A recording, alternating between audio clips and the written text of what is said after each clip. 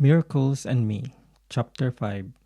Typhoon Agnes, known as Bagyong Undang. One rainy morning, we decided to bathe in the rain.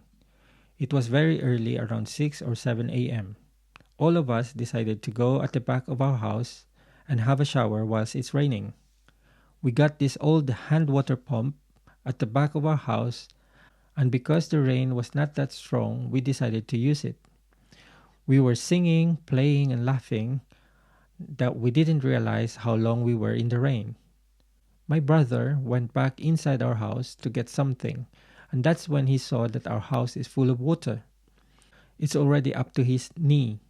We didn't realize that time that there's massive storm. He ran back to us shouting, "Baha!" meaning flood. So we all stopped and went inside the house, and we were all shocked. The wind builds up and the rain was pouring hard. That's the time everyone now were panicking. Our neighbors and relatives nearby were also worried. We decided to transfer to our nan's house, which is few houses away. It's because of the flood that's building up inside our house. The challenge was the strong winds. We were so little back then. I was probably 5 or 6 years old that time. My brother would have been 6 or 7, and our sister would have been 2 to 3 years old. We hold each other's hand and walk towards our nan's house. But halfway through, we were blown by the wind. I let go and was blown towards our neighbor's gate. I got stuck in there because the wind was really strong. Someone helped me and we managed to make it to my nan's house. This time, there's no electricity. We were only listening through a transistor radio about the updates of the storm. Everyone was preparing for the worst. We were praying. We were all inside the house. The wind was so scary. I can't remember how much of the details during those time, apart from the noodles and the sardines that was cooked for us. I don't know how long the storm lasted, but after it settled down, 2 mango trees fell on each side of our concrete fences. These are massive trees that split our concrete walls. One of the trees landed on our backyard. We also later heard that our neighbor, who's got a 2-story boarding house, the roof of her house and part of the second floor was lifted by the storm and landed on the street. It was wrecked by the typhoon. Our school, which was near to our house, about 2 to 3 blocks away, half of the roof in one of the buildings was lifted by the storm away. We can't believe that our house was mostly okay apart from our fences that were damaged by the trees.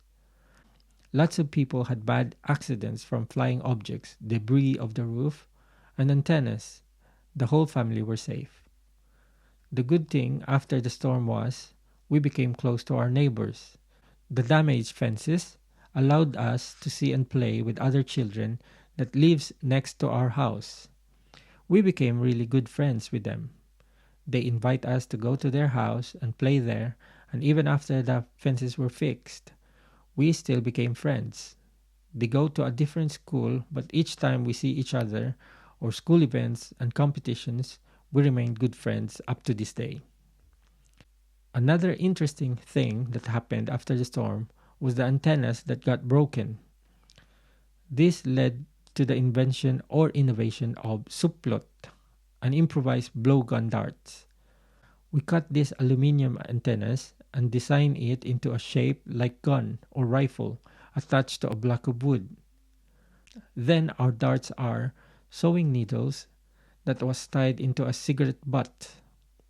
We really enjoyed playing this improvised blowgun, even though it's dangerous because of the needle. We only play with this in our kitchen.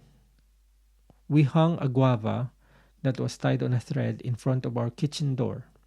Then, we will be standing on one side and take turns with our suplot, improvised blowgun darts, to hit the guava. All of us will stay on that safe side and no one goes near the guava until everyone had their turn. But at one point, I thought everyone already had a go. So I shouted, "Don't shoot yet, I'm going to get my dart." But my brother was too eager, and whilst I was getting my dart, he blew his dart, and next thing the dart hit my hand. I cried because our Nan often told us stories like needles can seep through our veins and it will go to our heart. So, never play with needles. But actually, it wasn't true. The needle was still stuck on my hand, and I just removed it, and we all laugh about it. And lesson learned to never shoot when someone was going to get darts. To be honest, it did put us off. We stopped playing with it and removed the needles on our dart and just used the cigarette butts. And we then discovered we can use mung beans as our bullets.